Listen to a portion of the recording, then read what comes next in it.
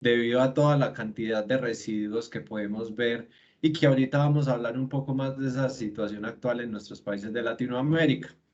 Entonces aquí vemos huevos empacados en bolsas, mandarinas a las cuales se les retiró la cáscara que las protege del oxígeno y las vemos empacadas nuevamente en canastas termoformadas. Y en la mitad vemos que no es solamente característico el sobreempaque o el mal ecodiseño de empaques de los alimentos, sino también aquí se protege un tornillo metálico con casi 5 materiales diferentes para su transporte. Entonces tenemos un tornillo, un soporte plástico en el cual se va a acomodar.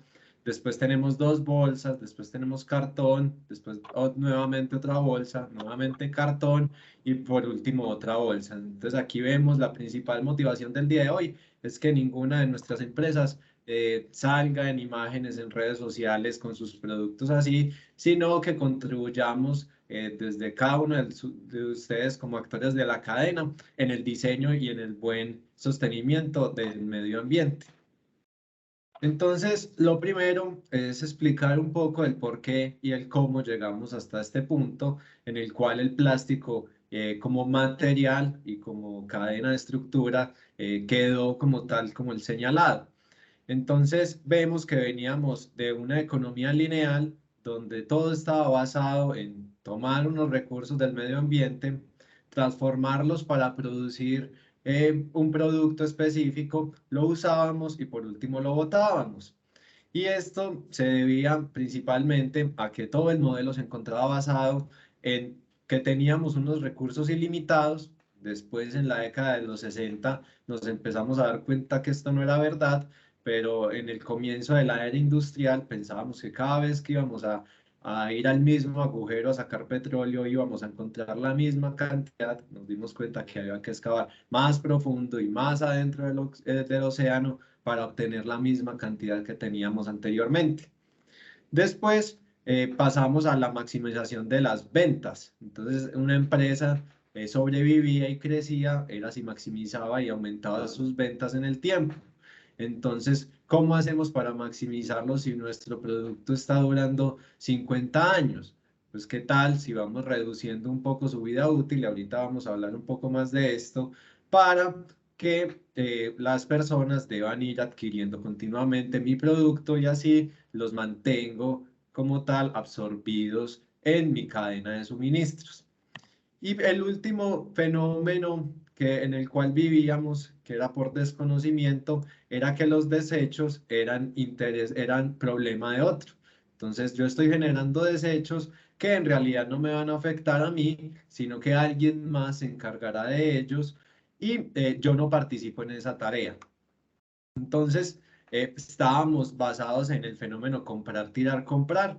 Y aquí vemos algunas fotografías que todavía se ven hoy en día en países en vía de desarrollo, por lo cual este es el comportamiento que digamos que desde el ecodiseño estamos intentando solucionar por varias vías, como lo vamos a ver más adelante. Y como les comentaba, empieza el fenómeno de la obsolescencia programada. Entonces aquí no solamente vemos el caso de los celulares, de los equipos electrónicos, sino también desde uno de los componentes eléctricos más básicos y uno de los que inició toda la revolución industrial, como es la bombilla. Entonces aquí tenemos un ejemplo en el lado derecho de una estación de bomberos en Livermore, California, que tiene una bombilla incandescente que se encuentra encendida desde 1901. Entonces aquí podemos ver que una bombilla con el diseño inicial que se tenía tiene aproximadamente unos 125 años cuando se opera bajo las condiciones indicadas. ¿Y qué fue lo que sucedió? Aquí en la imagen del lado izquierdo ustedes empiezan a ver en 1925 las primeras cartas de fabricantes donde ya se empieza a limitar esas horas. ¿Y por qué pasamos a este modelo? Digamos que en el lado derecho a las personas no se les garantizaba como tal una vida útil, mientras que en el lado izquierdo tenemos garantizada una vida útil de 1000 horas. Entonces, piensen ustedes a la hora de hacer una inversión en quién confiarían más su dinero en ese momento. en alguien que no les garantiza una vida, pero que tiene la capacidad de durar 125 años, o en alguien que les garantiza 1000 horas y tienen ustedes todas las garantías para recuperar su dinero si esto no se cumple. Entonces, debido a esto y por lo que veíamos de la economía lineal, el modelo basado en maximizar las utilidades, vimos ese cambio en la mentalidad de los compradores y estamos en el momento en el cual nos encontramos ahora. Entonces, hace aproximadamente 15, 20 años, debido a toda la preocupación ambiental, nos dimos cuenta del cambio climático, el agujero de ozono, entre otras consideraciones ambientales, lo que hicimos fue intentar pasar de este modelo de economía lineal a una economía circular que nos permitiera, digamos que, no estar dependientes totalmente de la extracción de materiales, sino intentar que los productos que quedan en el medio ambiente, ya en la cadena productiva, se mantengan en uso en la mayor cantidad de tiempo posible. Entonces, ¿esto cómo lo hacemos? Entonces, les presento aquí un resumen no tan detallado de una cadena de producción normal basada en la economía lineal, donde tenemos una extracción de materias primas, las transformamos, las pasamos por toda una cadena de distribución, llega un usuario final y este la descarta. Entonces, lo primero que podríamos hacer es crear un nuevo círculo de la reutilización, donde después de que mi usuario ya no necesita más este producto, lo devuelve a la cadena y este sigue cumpliendo con si sigue cumpliendo con todas sus propiedades y tiene la capacidad de ser reutilizado por otra persona, vuelve a la cadena sin sufrir ningún cambio significativo en sus propiedades. Cuando debido al desgaste, a daños o a cualquier cambio ya físico y que no pueda ser reutilizado en su totalidad, lo que hacemos es pasarlo por un proceso de reciclaje, donde se obtiene nuevamente una materia prima que va a reemplazar la materia prima fósil o virgen como tal y entra directamente a la cadena a transformarse, a distribuirse y a ser usado nuevamente. Por último, encontramos el último ciclo, en el cual aquí en la imagen ven como compostaje, pero también podría ser unas nuevas tecnologías que se encuentran en el mercado, como son el reciclaje químico, donde a partir de esos residuos podemos obtener una nueva materia prima que no necesariamente tiene que ser utilizada en el mismo producto o en el mismo proceso en el que estábamos. Entonces aquí, a partir de unos materiales compostables que tengan la capacidad de compostarse adecuadamente, podemos obtener un compost que puede ser utilizado para el agro. O mediante procesos de reciclaje químico podríamos obtener un combustible fósil que ya no se encuentra ligado enteramente a una materia prima de petróleo, sino petróleo que ha sido transformado en un producto y que vamos a intentar cerrar su ciclo mediante estas alternativas. Entonces, aquí los invito a todos a pensar en sus productos y en esta siguiente frase, y es que si tu producto no puede ser reducido, reusado, reparado, reconstruido, revendido, reciclado o compostado, entonces va a terminar siendo restringido, rediseñado o removido de la producción. Y entonces aquí vemos varios ejemplos. Las bolsas de plástico tipo camiseta, de un único uso.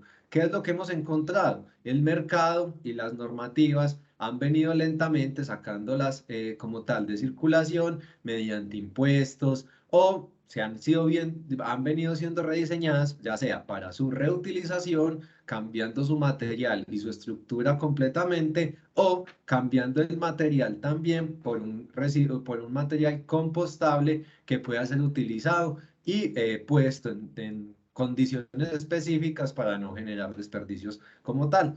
Entonces, es importante que tengamos en cuenta cada uno de las personas que estamos conectadas el día de hoy, qué posibilidades me dan desde la parte superior de esta frase para evitar la parte inferior. ¿Por qué? Porque en la parte inferior ya vemos restricciones que van a afectar nuestro modelo de negocio y la sostenibilidad de la empresa como tal.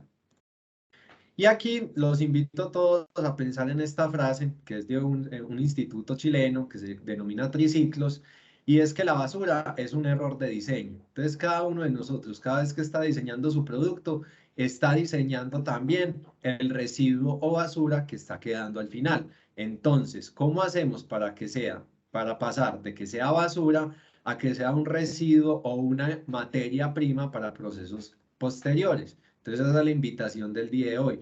No nos quedemos simplemente en diseñar basura, sino pasemos a diseñar materia prima para futuros procesos productivos. Y aquí quiero que definamos rápidamente el concepto de ecodiseño.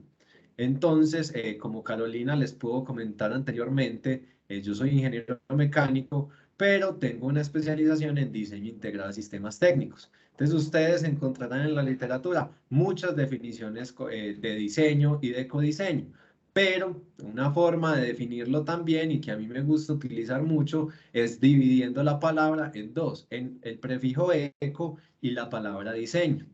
Cuando ustedes escuchan la palabra eco, el prefijo eco, lo que hacemos es pensar en consideraciones ambientales.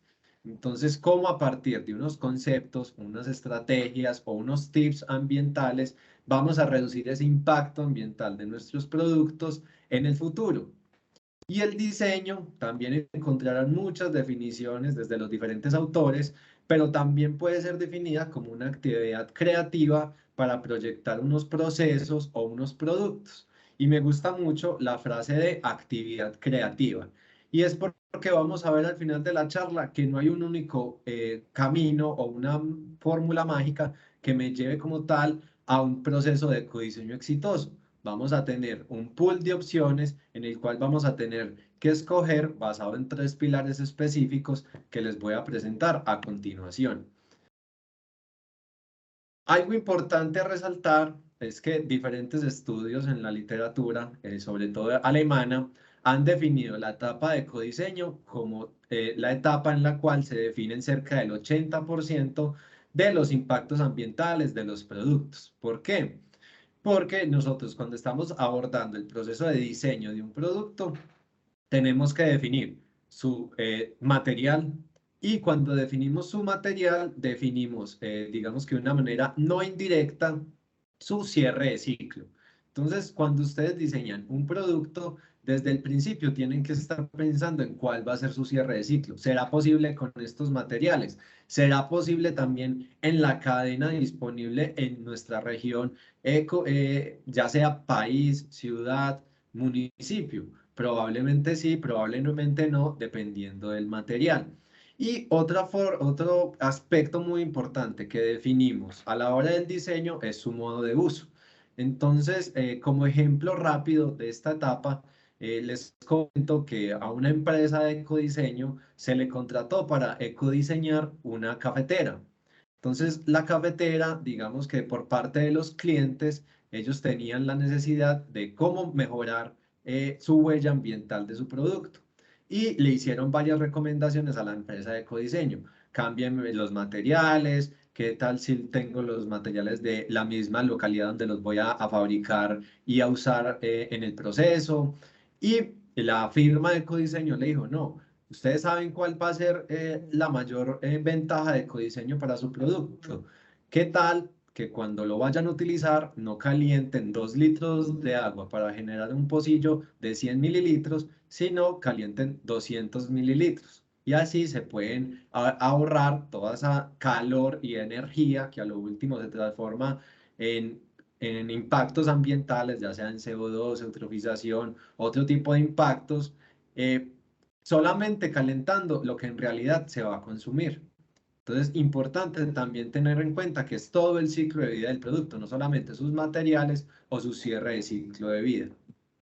Y aquí es importante también tener en cuenta que el ecodiseño nos da una herramienta para identificar posibles traslados del impacto.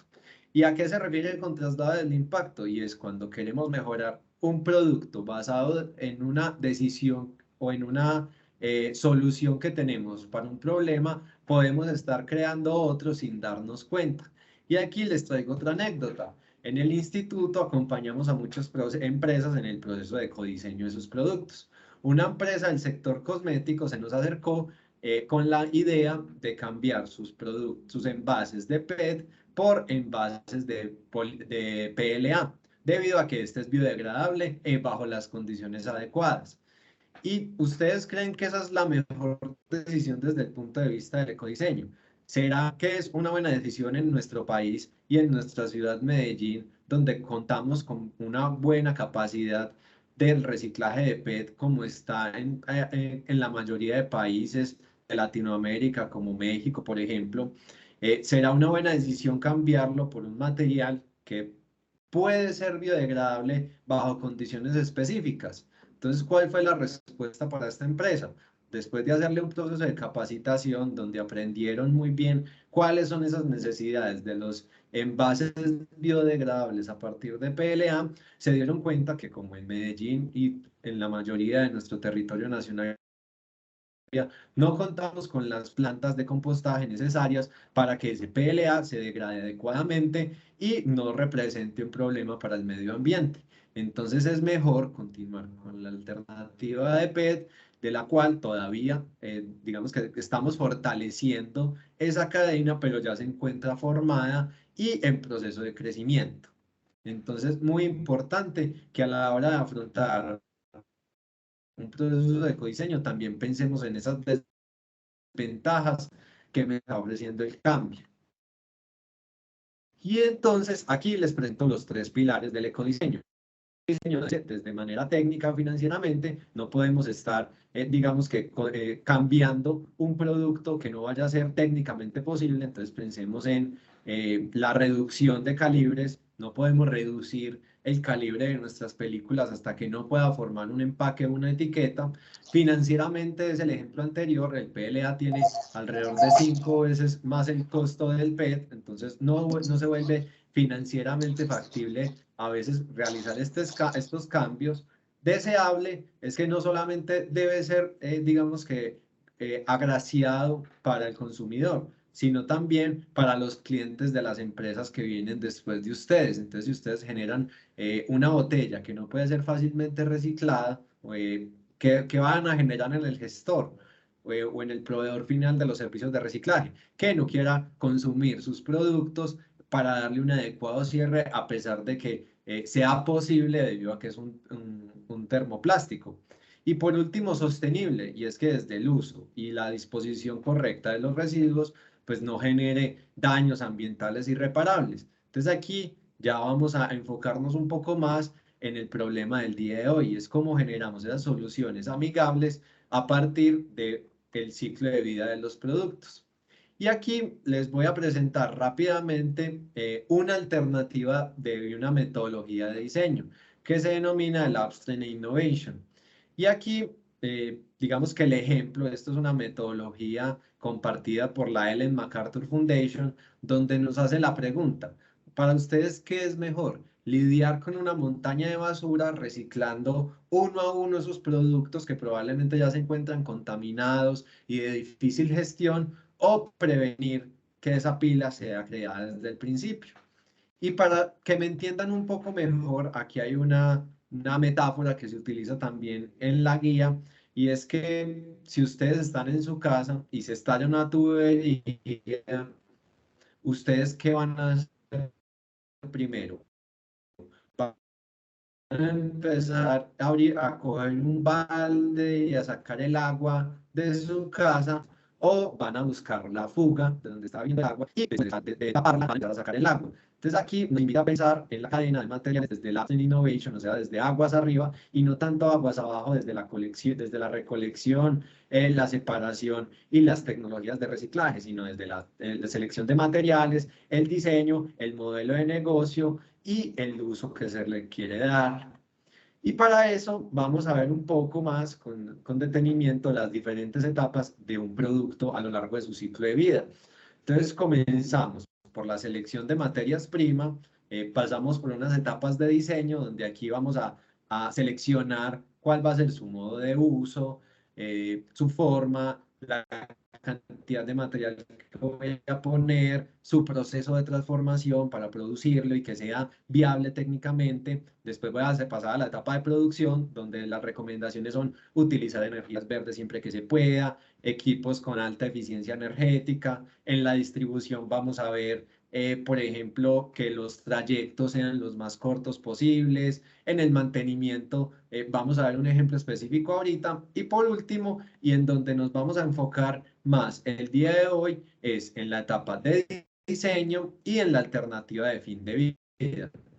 Y es como a partir del inicio, miren que cuando estamos diseñando, como lo vimos, vamos a tener que escoger tanto materia prima y al escoger la materia prima vamos a seleccionar también dónde va a acabar ese residuo. Nos vamos a dar cuenta de algunos tips rápidos que quiero que todos vayamos implementando en nuestras empresas y cómo aportar a la cadena desde las etiquetas, que es el tema que nos une el día de hoy.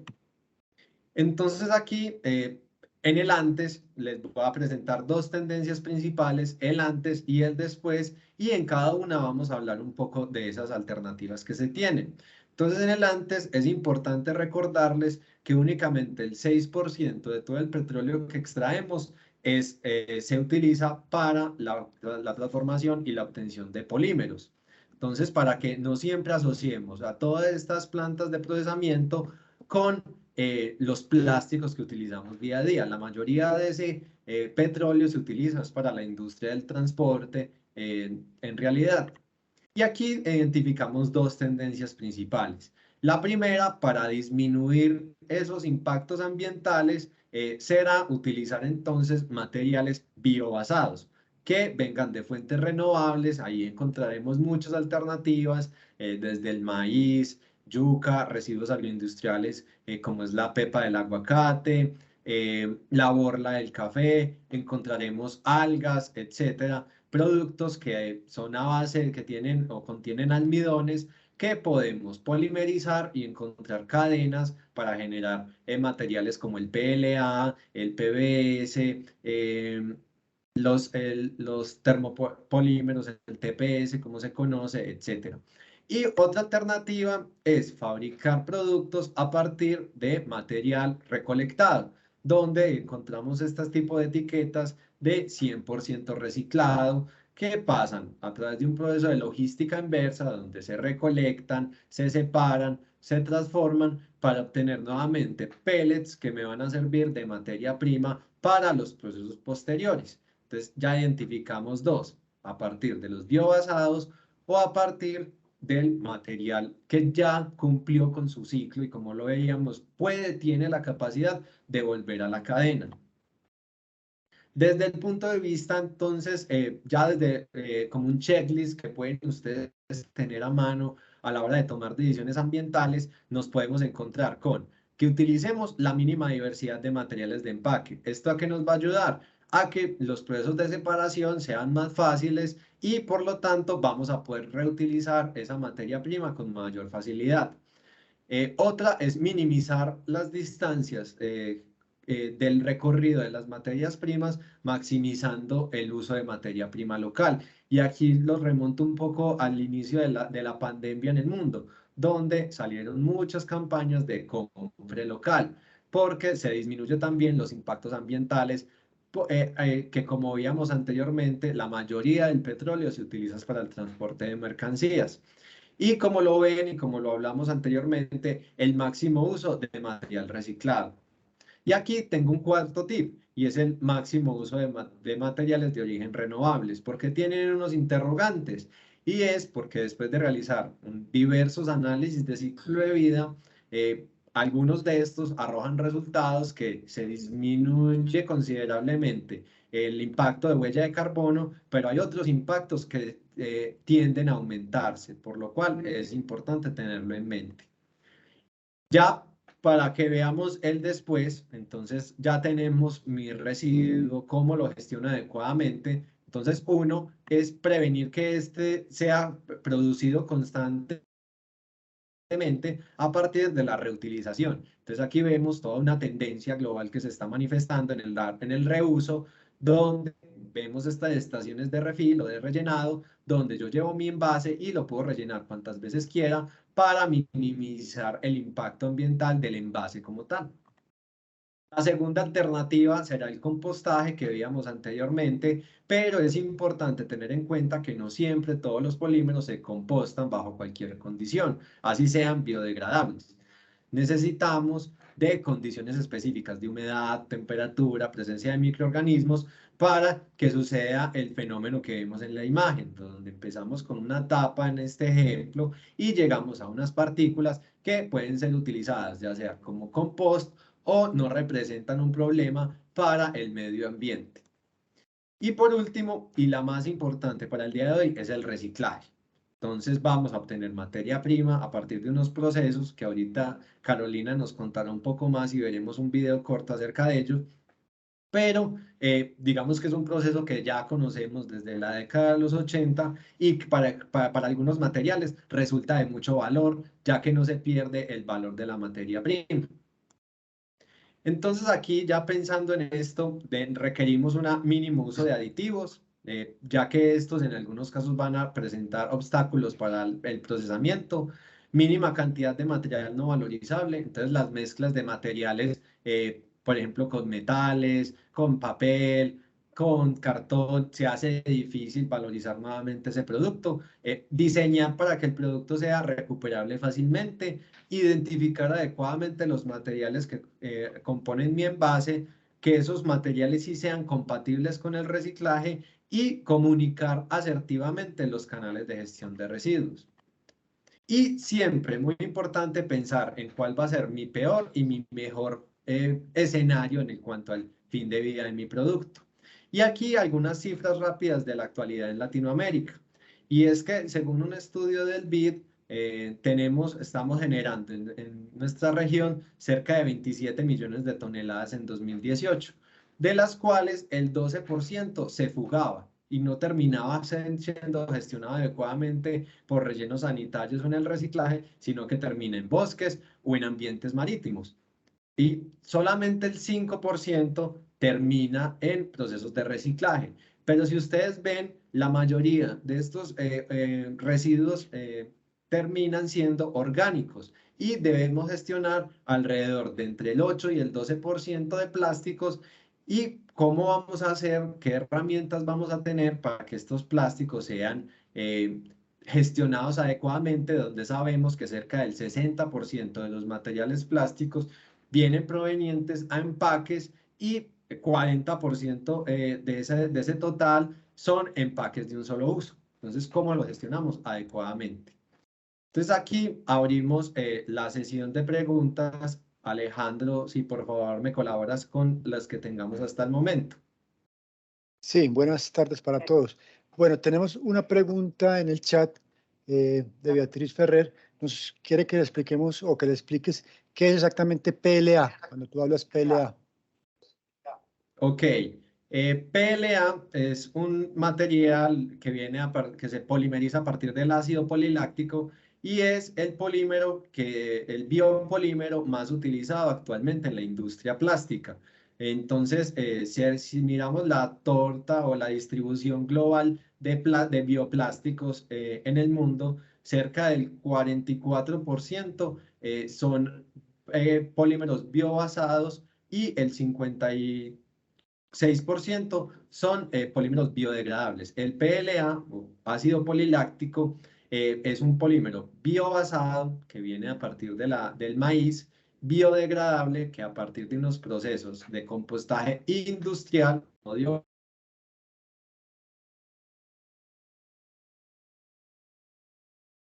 procesos. A ese es el material al que me refiero con PLA. ¿Qué otros materiales diferentes del PLA son polímeros biobasados? Tenemos algunos almidones, el PHA, entre otros. Ya digamos que vamos a encontrar muchos materiales compuestos también que tienen esa capacidad de ser biobasados, biodegradables. Solamente biobasados podemos encontrar también materiales como el BioPET y el BioPE, que vienen a partir de etileno que se produce a partir de la caña de azúcar en algunos casos. Muy bien. Tenemos a Janet Figueroa, ella está alzando la mano. Carolina, si le podemos abrir el micrófono para que ella haga su pregunta. Claro que sí, Janet, yo creo que tú puedes activarlo. Ya te lo voy a ver. Es que estoy tratando aquí. Janet, puedes intentar activarlo. Yo intento y tengo aquí un problemita. Espérame.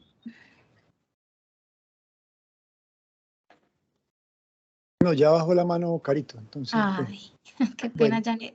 Bueno, pero sí, listo, ahí se puede activar recuerden el las preguntas en el chat Ujú. y en el próximo post break las respondemos. Muchas gracias, Alejandro.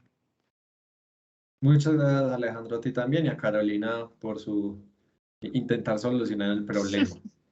Entonces, Janet, si aquí Janet nos está muy por... escuchando, puedes escribir tu pregunta en el chat también. O alzar la mano si vuelves a tener alguna inquietud. Gracias, Alejandro, qué pena. Puedes continuar. Dale, tranquila. Entonces volvamos un poco al principio. ¿Para qué tenemos empaques? ¿Para qué tenemos estas soluciones, así sean de otros materiales? ¿Para qué tenemos latas? ¿Para qué tenemos el vidrio? ¿Para qué tenemos las botellas de PET? ¿Para qué tenemos las bolsas o para qué tenemos ese tipo de empaques como el que vemos en la parte inferior derecha, que son tan hechos a partir de materiales tan diversos, pero que al último van a cumplir la misma función o el mismo conjunto de funciones? Entonces aquí es importante en la etapa de diseño pensar cuáles son las funciones de mi empaque.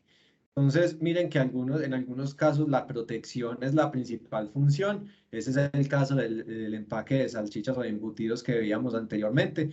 Y es porque son productos muy sensibles al ambiente que pierden rápidamente sus propiedades organolépticas y debido al empaque vamos a intentar que éstas se mantengan en la mayor tiempo posible como tal.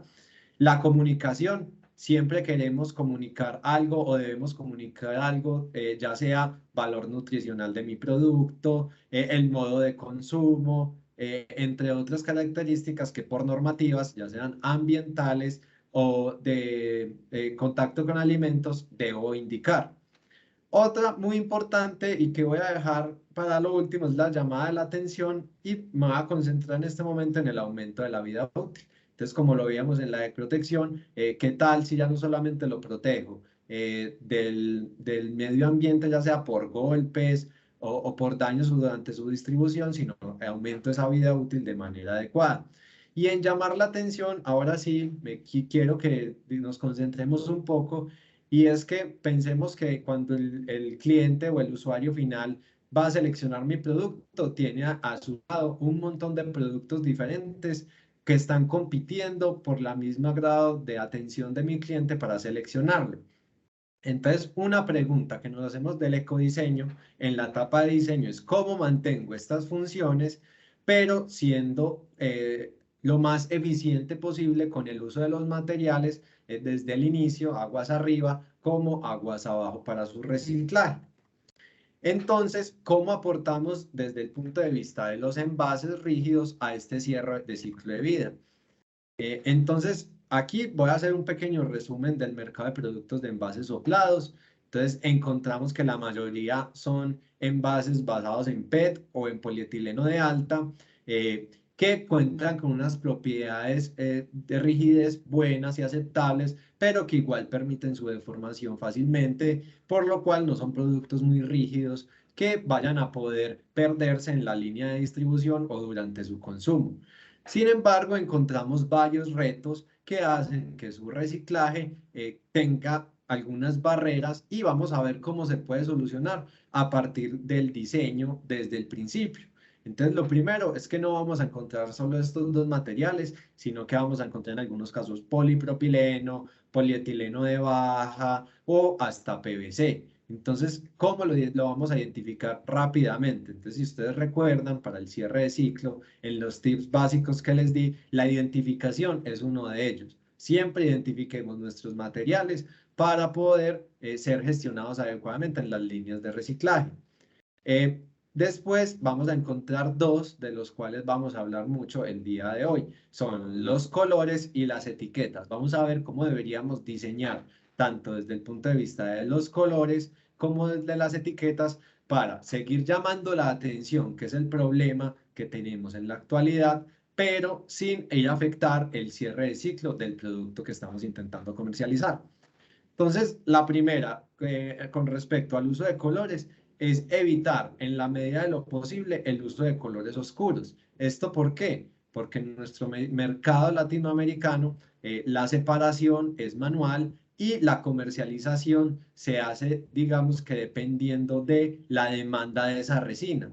¿Ustedes qué creen que tendrá más demanda? ¿Un material granulado, reciclado, blanco o muy cercano al blanco o transparente, o un producto negro, el cual solamente va a ser posible utilizarlo nuevamente en productos oscuros o que requerirá de una gran cantidad de materia prima y de master batch o pigmentos para volver a ser utilizado en el mercado de productos claros? Entonces, debido a esto, se restringe un poco el uso de ese color, pero es importante que tengamos en cuenta que también para el mercado internacional, pues, específicamente el europeo y el estadounidense, esos colores oscuros pueden acarrear problemas en la separación automática. Digamos que en nuestro mercado latinoamericano la separación se hace de manera manual, pero en estos mercados se utilizan equipos industriales a partir de infrarrojo que es capaz de identificar la materialidad y lo separa. ¿Qué pasa con los pigmentos oscuros? A ser basados en negro de humo o en carbon black, como también se le conoce al material, estos absorben la luz infrarroja y es imposible identificarlos por esta vía. Otra tendencia que vemos y que encontrarán en la guía de Abstract Innovation es la preferencia del PET cristal sobre el PET colores. Y esto se debe también a su cierre de ciclo. Entonces, si ustedes ven, el PET cristal se comercia actualmente en nuestro país alrededor de 59 centavos de dólar el kilo. Mientras tanto, el PET color se comercializa a $0.16. Entonces vean aquí toda la cantidad de valor que perdió la materia simplemente por por este cambio de color. Entonces, debido a esto, Coca-Cola, que digamos que es la empresa dueña de esta marca que se ve aquí, está haciendo toda una concientización de que sabemos que la Sprite es verde y esta era su imagen, pero desde el punto de vista de la sostenibilidad, ese color no le aporta nada a la marca. ¿Qué tal si yo en vez de comunicar desde el pigmento de mi botella, comunico desde el pigmento de la tapa y de mi etiqueta? Y además le puedo agregar el mensaje para llamar la atención de una manera más efectiva y siendo deseable, factible y sostenible con el medio ambiente, que eran los pilares que veíamos anteriormente. Y aquí vemos otra tendencia que se ve. Esto es una campaña que salió en el 2011 de minimalismo, pero que vemos que se va a ir, digamos que apropiando el sector de empaques de ella. Y aquí esto es una propuesta del 2011 donde vemos cómo vamos retirando lentamente la tinta hasta llegar a un producto de únicamente 2 tintas. Entonces, como lo comentaba yo en otra sesión, puede que la intención no sea llegar al último, puede que nos quedemos en un punto medio entre el segundo y el tercero, pero ¿ustedes creen que será más viable técnicamente reciclar? ¿El primer empaque o el tercero? Entonces, entre utilicemos nuestros colores, digamos que institucionales, de una manera adecuada, igual podemos llamar la atención. Miren que en realidad el tercer paquete sigue manteniendo el logo, sigue manteniendo el color y sigue comunicando lo mismo de otra manera. ¿Qué tal si podemos implementar este tipo de empaques que a partir del color son más fáciles de reutilizar, pero igualmente llaman la atención? ¿Y cómo se ve esta separación en la actualidad? Entonces aquí les muestro un poco de la cadena de gestión de residuos de nuestro país. Esto es una asociación de recicladores que miren lo que nos hizo comprender al instituto en su momento, y es que no hay un solo tipo de blanco, no hay un solo tipo de rosado, no hay un solo tipo de rojo, no hay un solo tipo de verde, ni de azul. Miren que por lo general cada color tiene unos tonos que hacen que el producto sea mayormente o menormente valorizable en las cadenas de residuos. Un ejemplo, el blanco. Los recicladores identifican principalmente 3 variaciones: blanco blanco, blanco amarilloso y blanco azulado. Y cada uno tiene un valor diferente para el gestor que le hace el cierre de ciclo a estos materiales.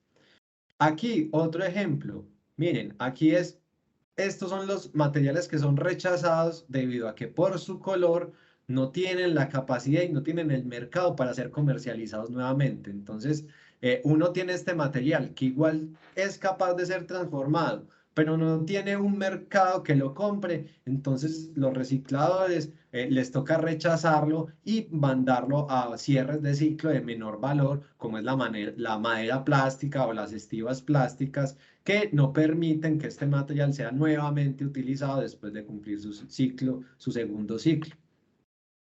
Respecto ya al uso de etiquetas, ya vimos que vamos a tener que llegar, digamos que bases para que no quedemos en esta cartelera visual que tenemos allí. Entonces, ¿cómo utilizamos la etiqueta para llamar la atención, ya que con los colores no nos podemos diferenciar de una manera adecuada para no perder el producto? Entonces, lo primero es que deberíamos, en la medida de lo posible, utilizar etiquetas que sean de una densidad diferente al envase particular. ¿Por qué? Para que en las cadenas de separación de residuos, digamos que al hacer una prueba de densidades, una prueba de flotación por densidad, los materiales se separen automáticamente. Entonces, la botella o el envase va a ser molido y en conjunto con su etiqueta y se van a separar por densidad ambos materiales. Otra alternativa es que utilicemos adhesivos solubles o de fácil remoción que disminuyan el tiempo de los operarios para su retiro. Y ahorita vamos a ver un ejemplo muy significativo. Y es que ahorita se los comento. Y por último, esta recomendación en las diferentes guías de ecodiseño la vamos a encontrar mucho. Y es disminuir el área del material de la etiqueta con respecto al envase.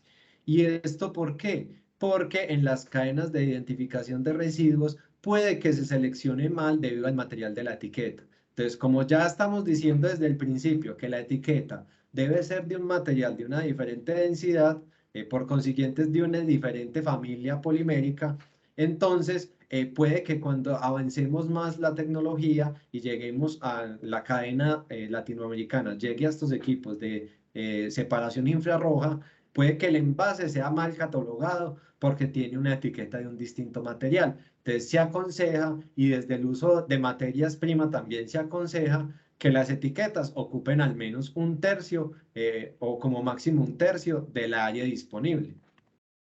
Entonces aquí nuevamente, miren la misma campaña minimalista, cómo fue cambiando sus colores, y si ustedes ven, al principio teníamos una mezcla de rosas, rojos, azul y blanco, y terminamos con una etiqueta blanca, negra y gris que va a tener un mejor potencial de aprovechamiento que la primera etiqueta, y seguimos compartiendo el mismo mensaje, pero con otra técnica que les llega al usuario final.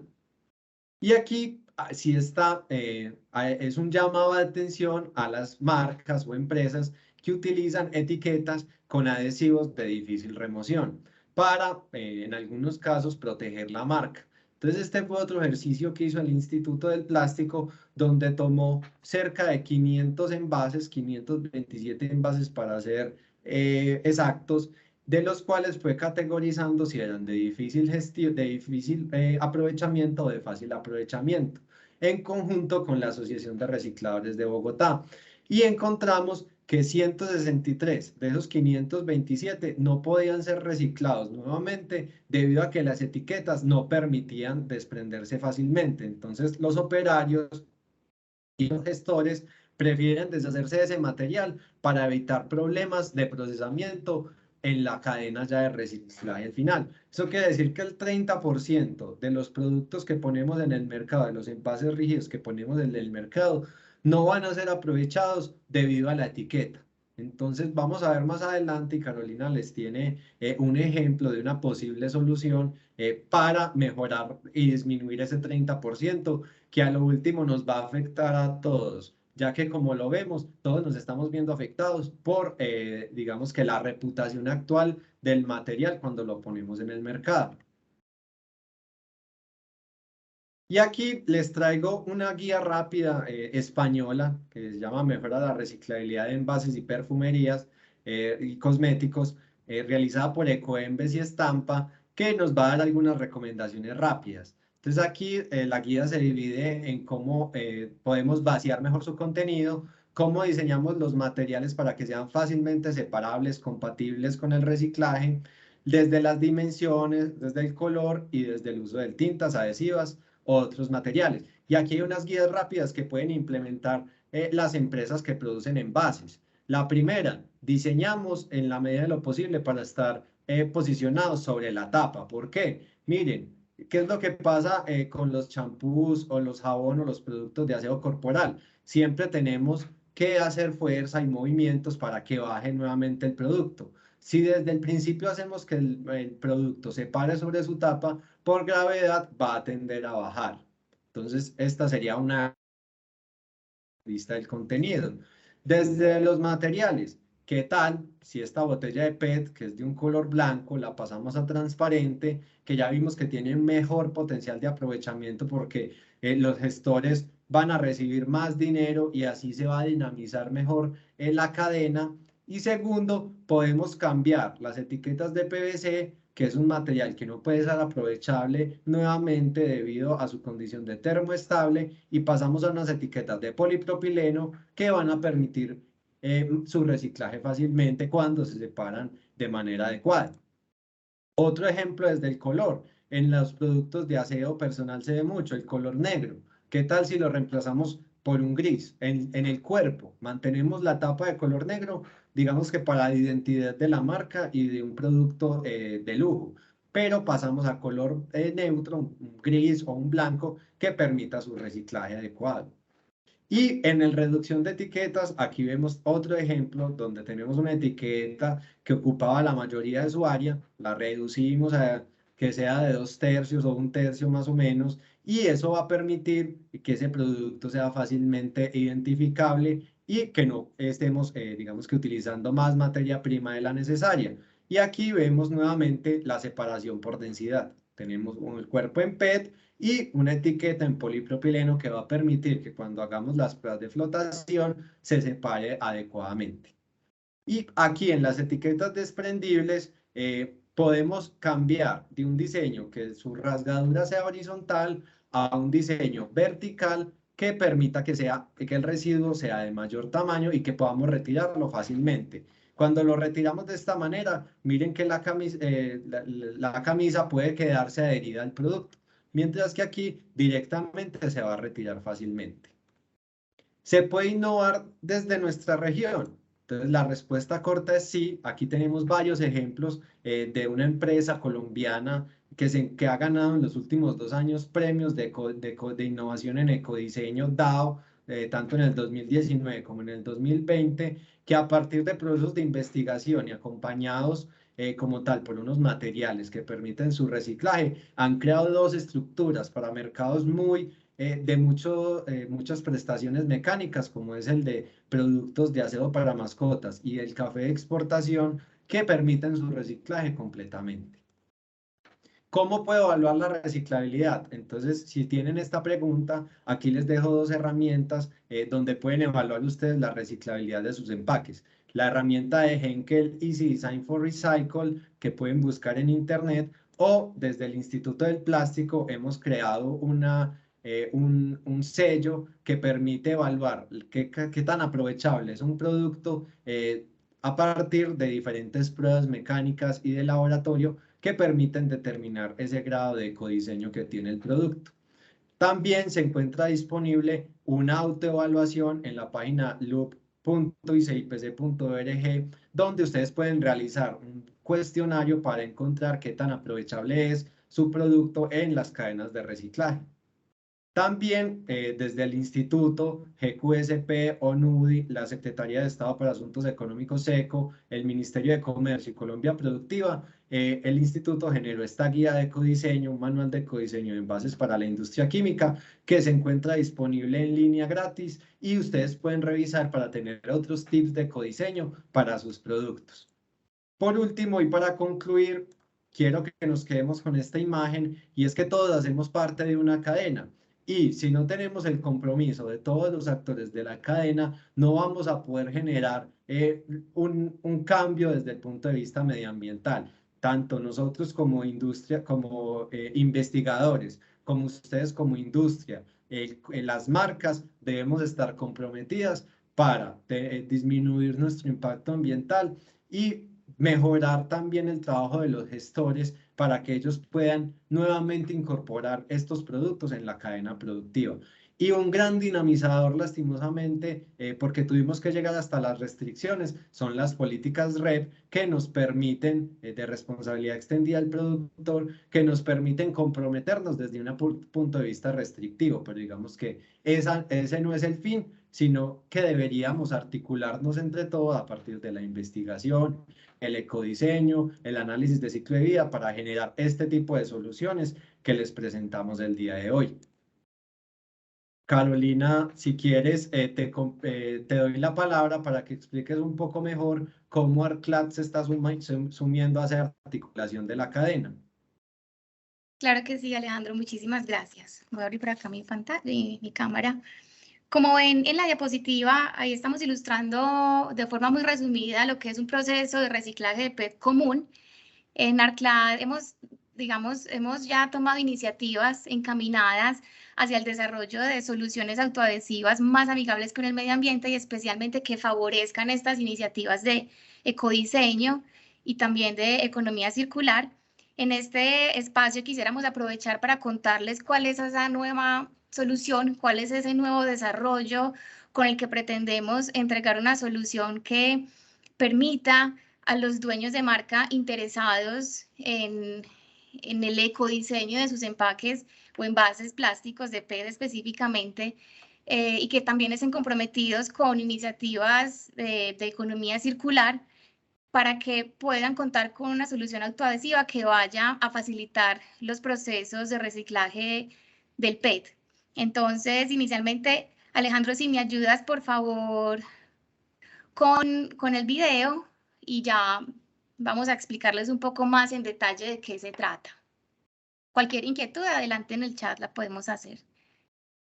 Alejandro, si ahí no estamos escuchando, si de pronto me ayudas volviendo a compartir con el sonido del equipo. Ok, Por dame favor. un segundo. ¿Me confirmas, Carolina? Si De los envases PET condicionan su posibilidad de reciclaje. La tinta, las caras de impresión y el adhesivo pueden contaminar la materia prima del plástico reciclado. El nuevo Wash of PET ArcLab es una solución de etiquetado reciclable, una innovación que busca generar cambios en el medio ambiente desde el ecodiseño de los envases, facilitando los procesos de reciclaje y fabricación de nuevos envases PET. El proceso comienza en una planta recicladora. Los envases recolectados son clasificados y separados. Luego, son triturados hasta convertirse en hojuelas PET, que pasan por un proceso de lavado especial en el que, por diferencias de densidades, la etiqueta flota y las hojuelas se precipitan en el fondo. Finalmente, se les extrae la humedad y son filtradas para convertirse en el nuevo material PET reciclado. Elige nuestro adhesivo Wash Off y únete al compromiso por disminuir el impacto en el medio ambiente.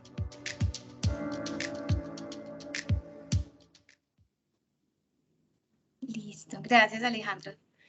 En la siguiente diapositiva damos un poco más de información. De pronto, el video es algo corto. Básicamente, nuestra nueva solución Wash Off PET facilita o optimiza los procesos comunes de reciclaje de PET. ¿Cómo lo hace? Es una solución que el adhesivo está diseñado especialmente para permitir la remoción limpia de la etiqueta de las hojuelas de PET durante ese proceso especial de lavado. Como se veía en el video ilustrativo, en el proceso de recuperación de PET, las botellas, por ejemplo, una como esta, una botella de PET con la etiqueta aplicada, pasa por una etapa inicial de prelavado. Sin embargo, después del prelavado todavía quedan muchos envases de PET con etiqueta aplicada que no logra removerse en esa etapa inicial y pasan a un proceso de trituración o molienda en el que las hojuelas de PET quedan todavía, algunas quedarán limpias, otras quedarán con toda la etiqueta del adhesivo, y en esa solución especial de lavado y a temperaturas específicas, la solución Wash Off PET lo que va a hacer es que va a permitir que se va a desprender la etiqueta de polipropileno de la hojuela de PET, y por diferencia de densidades, las hojuelas de PET se van a precipitar, mientras que los pedacitos de polipropileno con adhesivo flotan.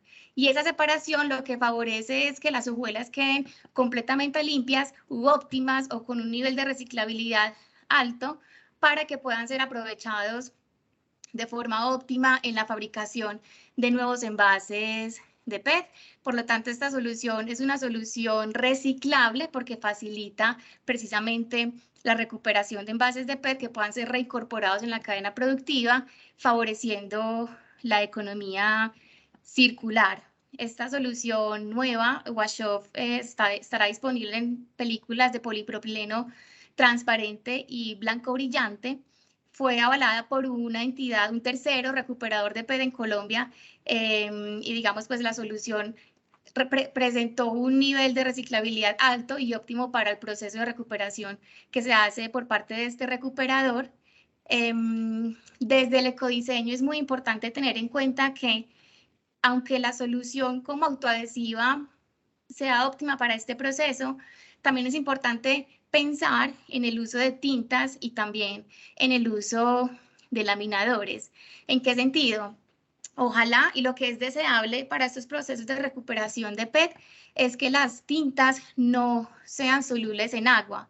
Esto no porque vaya a contaminar digamos que hay una contaminación, pero desde el punto de vista de que las tintas pueden, digamos, cambiar la apariencia de las hojuelas y volverlas un poco más amarillas, cuando en lo que en realidad pues se busca en la reincorporación del PET en envases como contenedores de alimentos, se busca que sea lo más limpia o más transparente posible, como lo explicaba Alejandro. Por lo tanto, la decisión de las tintas es bastante importante y se puede recomendar más bien el uso de tintas UV para que no se vayan a diluir en la solución de lavado, pues que contiene agua. Igualmente, como hablábamos ahorita, que el proceso de separación se da por la diferencia de densidades. Si nosotros tomamos la decisión de usar laminadores para proteger la etiqueta, esto podría aumentar la densidad de la estructura, es decir, tanto la tinta como la cara de impresión y el adhesivo no deberían tener una densidad mayor a 1 gramo por centímetro cúbico. Entonces, si le añadimos un laminador, probablemente esa densidad se vaya a superar y en vez de flotar la etiqueta, se precipite junto con las hojuelas de PET, lo que sería completamente desfavorable para el proceso de recuperación de las hojuelas, pues porque quedaría todo nuevamente mezclado. Por lo tanto, desde el ecodiseño es muy importante también tener en cuenta estas variables y entender pues muy bien cómo son esos procesos y cómo deberíamos buscar que desde la selección de la materia prima, es decir, desde que seleccionemos la solución autoadhesiva, desde que diseñemos o pensemos en el diseño del gráfico como tal, del color de las tintas, el tipo de tintas, estemos siempre pensando en favorecer esos procesos. Entonces, bueno, con esta solución queremos aportar a la economía circular, al ecodiseño, como lo veníamos diciendo, y que las marcas tengan cada vez más opciones para facilitar ese trabajo y puedan cumplir con sus objetivos de desarrollo sostenible. Cualquier inquietud sobre el producto nos pueden contactar al correo de mercadeo@arclad.com o a través pues, de cualquiera de nuestras oficinas en los países, en la región, en Latinoamérica, o cualquiera de nuestros directores comerciales. Le agradecemos pues, a todos mucho el espacio que nos dan también para presentar este tipo de soluciones con las que estamos pues, muy contentos de poder favorecer todas estas iniciativas de sostenibilidad. Te cedo la palabra, Alejandro, entonces, para que terminemos de concluir. No sé si tenemos preguntas en el chat en este momento. Sí, Carolina, tenemos una preguntita sobre este adhesivo Washoff de Estela Maldonado. Ella nos pregunta las características de este adhesivo en cuanto y comportamiento en refrigeración, temperatura de servicio, temperatura de aplicación. El adhesivo se va a desempeñar muy bien en temperaturas de refrigeración. De hecho, este tipo de soluciones Washoff PET está pensada para aplicaciones en el segmento de alimentos y bebidas, también productos de aseo y cuidado personal, en lo que por lo general pues son productos que van a estar expuestos a condiciones de humedad y también de refrigeración. Entonces, en ese sentido, pues el adhesivo va a desempeñarse muy bien en estas temperaturas. Si te parece bien, podemos enviarte a tu correo electrónico la ficha técnica del producto para que tengas toda la información disponible en detalle en cuanto a los rangos, tanto en temperatura de servicio como de aplicación. Pero se va a comportar muy bien en ese tipo de condiciones. Gracias, Carolina. No tenemos más preguntas en el chat en este momento. Listo, perfecto. Recuerden que las memorias las compartimos mediante una encuesta. Bueno, veo por aquí otra pregunta. Hay una pregunta de Beatriz. Sí, hay una pregunta que pues nos pregunta que si hay una tendencia o que hacia futuro los envases y las etiquetas se verán más simples y con menos colores. O sea, esa tendencia minimalista, una pregunta para Alejandro. Sí, pues como lo comenté, digamos que es una tendencia que se viene marcando por diferentes aspectos, desde el punto de vista de la reciclabilidad y desde el punto de vista del uso de materiales. Entonces, puede que en un futuro empecemos a ver más de este tipo de soluciones, pero todo lo irá dando el mercado y pues como no se los comenté, pero se estima que solamente entre el 36 y el 53% de los residuos plásticos que generamos son reciclables. El otro no va a ser posible reciclarlos debido a su tamaño. Entonces vamos a ver que igual hay unos productos que igual van a seguir siendo con tintas, etiquetas grandes, pero es porque desde el principio no están pensados para que sean reciclados debido a sus condiciones. Pero eventualmente llegaremos a cerrar esa brecha, pero yo creo que esta alternativa que nos está presentando hoy en día ArcLab va a contribuir es al segmento de mercado que ya estamos viendo que tiene un gran valor en el mercado del reciclaje.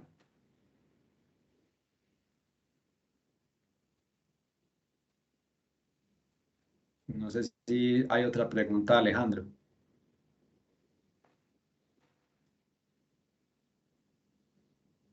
Parece que no vemos por acá más preguntas. Vamos a enviar a través del chat un enlace para que por favor nos ayuden contestando unas preguntas sobre su satisfacción con respecto a este webinar. Y en ese mismo formulario nos pueden solicitar las memorias de la reunión que con mucho gusto les estaremos compartiendo. Agradecerte a ti también, Alejandro, por aceptarnos la invitación para hablar sobre este tema que es tan relevante, que aunque en la mayoría pues, de los que estamos aquí no somos fabricantes de autoadhesivos, pero también convertimos etiquetas, tal vez no somos precisamente el dueño de marca que finalmente toma esa decisión, pero estamos como actores y cumpliendo un rol muy importante a la hora de ofrecer al mercado, de preocuparnos porque en el mercado hayan definitivamente este tipo de alternativas y si seamos coherentes con estas tendencias y pues respondamos también a estos cambios que se van dando en la industria gráfica y especialmente del etiquetado. Sí, estamos muy agradecidos también por la invitación de ArcLab a participar en estos seminarios o cursos virtuales que están dando a través de los webinars. Les agradecemos a todos la participación, a ArcLab por la invitación y quedamos atentos a cualquier duda o inquietud que les surja. Nuevamente agradecerles por el compromiso que están teniendo todos ustedes como marcas al asistir y el querer aprender sobre ecodiseño, que es un punto muy importante, como lo vimos, para dinamizar toda la cadena. Gracias, Alejandro. Muchísimas gracias entonces a todos por asistir. Estaremos muy atentos a quienes nos hagan solicitud de las memorias para enviárselas de manera oportuna y esperamos que participen en la programación que enviamos para todo el año. Muchísimas gracias a todos. Muchas gracias a todos. Hasta luego. Hasta luego.